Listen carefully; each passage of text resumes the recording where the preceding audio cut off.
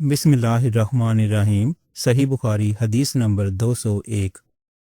रसूल अल्लाह सल्लल्लाहु अलैहि वसल्लम जब धोते या जब नहाते तो एक सा से लेकर 5 मद तक पानी इस्तेमाल फरमाते थे, और जब वज़ू फरमाते तो एक मद पानी से। सही बुखारी हदीस नंबर 202। साद बिन अबी वक़ास रज़ी अल्लाह ताला अन्हो रसूल करीम सल्लल्लाहु अलैहि वसल्लम से नक़ल करते हैं कि रसूल करीम सल्लल्लाहु अलैहि वसल्लम ने मौज़ों पर मसा किया।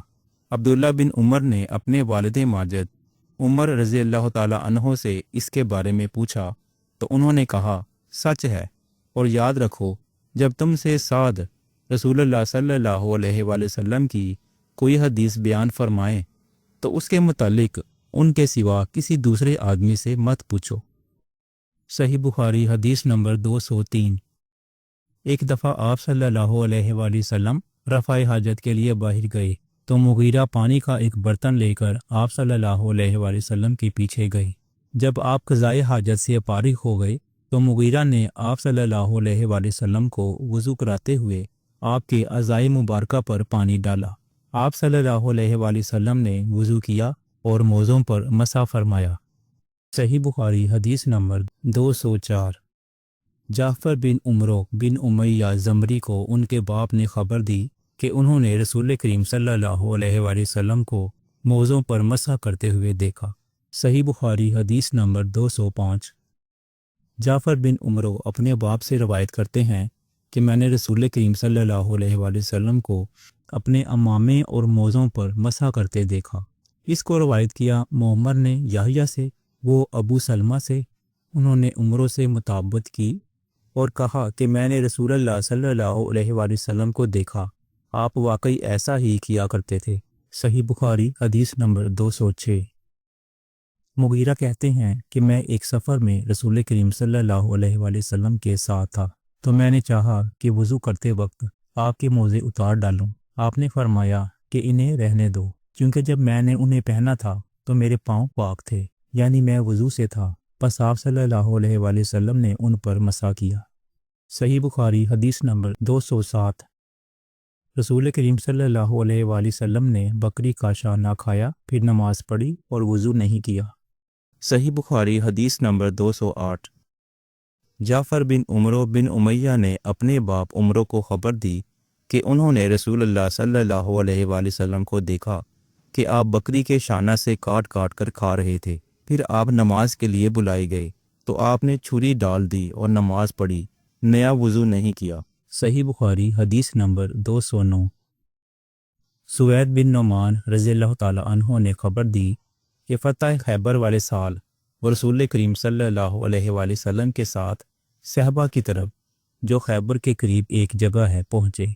आप सल्लल्लाहु अलैहि वसल्लम ने असर की नमाज पढ़ी, फिर नाश्ता मंगवाया गया तो सवाए सत्तू के और कुछ नहीं लाया गया।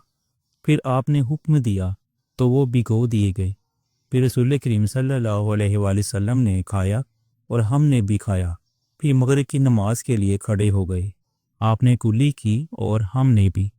फिर आप सल्लल्लाहु अलैहि वसल्लम ने नमाज पढ़ी और नया वज़ू नहीं किया।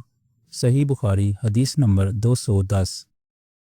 हज़रत मैमूना ज़ौजा रसूल सल्लल्लाहु अलैहि वसल्लम ने बतलाया कि आप सल्लल्लाहु अलैहि वसल्लम ने उनके यहाँ बकरी का शाना खाया, फिर नमाज पढ़ी और नया वज़ू नहीं फरमाया। सही बुखारी हदीस नंबर 211।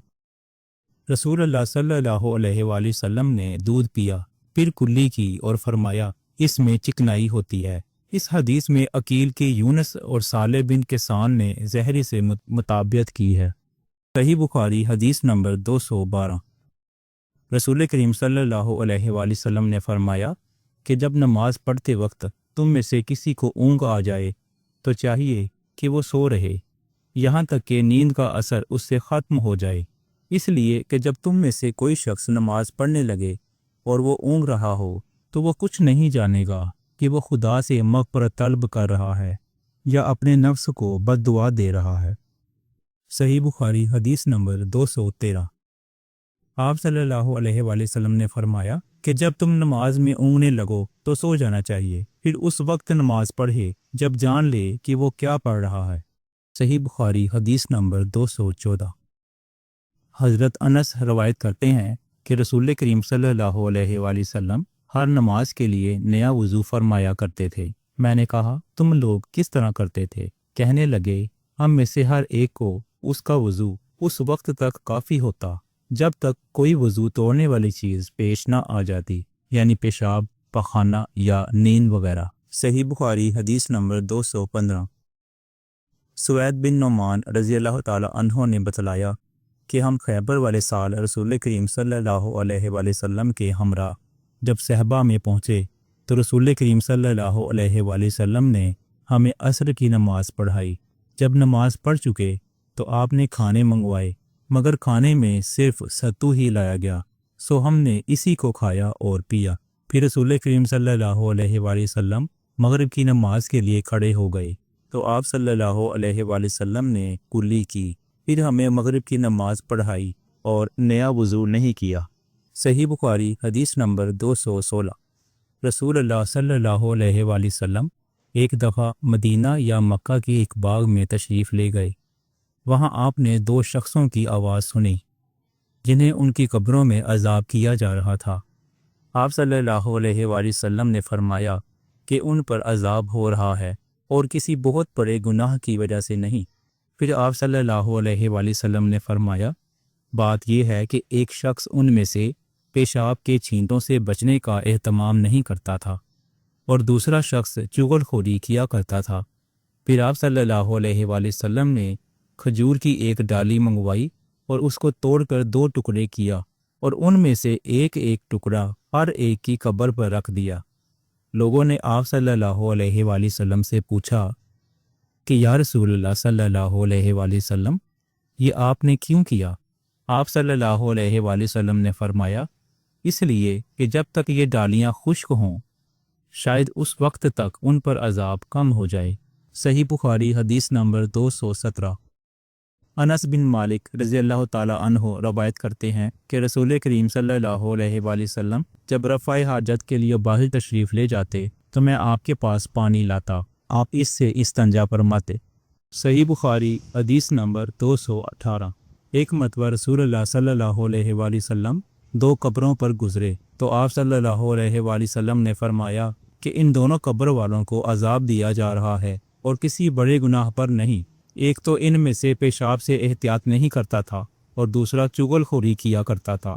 پھر آپ صلی اللہ علیہ وآلہ وسلم نے ایک ہری ٹہنی لے کر بیچ سے اس کے دو ٹکڑے کیے اور ہر ایک قبر پر ایک ٹکڑا گاڑ دیا۔ لوگوں نے پوچھا کہ یا رسول اللہ صلی اللہ علیہ وآلہ وسلم آپ نے ایسا کیوں کیا؟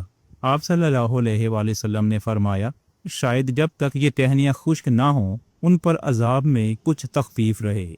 صحیح بخاری حدیث نمبر 219۔ رسول کریم صلی اللہ علیہ وآلہ وسلم نے ایک دیہاتی کو مسجد میں پیشاب کرتے ہوئے دیکھا تو لوگوں سے آپ صلی اللہ علیہ وآلہ وسلم نے فرمایا اسے چھوڑ دو۔ جب وہ فارغ ہو گیا تو پانی منگا کر آپ نے اس جگہ بہا دیا۔ صحیح بخاری حدیث نمبر 220۔ حضرت ابو ہریرہ رضی اللہ تعالی عنہ نے فرمایا کہ ایک اعرابی کھڑا ہو کر مسجد میں پیشاب کرنے لگا تو لوگ اس پر جھپٹنے لگے۔ یہ دیکھ کر رسول کریم صلی اللہ علیہ وآلہ وسلم نے لوگوں سے فرمایا کہ اسے چھوڑ دو اور اس کے پیشاب پر پانی کا بھرا ہوا ڈول یا کچھ کم بھرا ہوا ڈول بہا دو، کیونکہ تم نرمی کے لیے بھیجے گئے ہو، سختی کے لیے نہیں۔ صحیح بخاری حدیث نمبر 221۔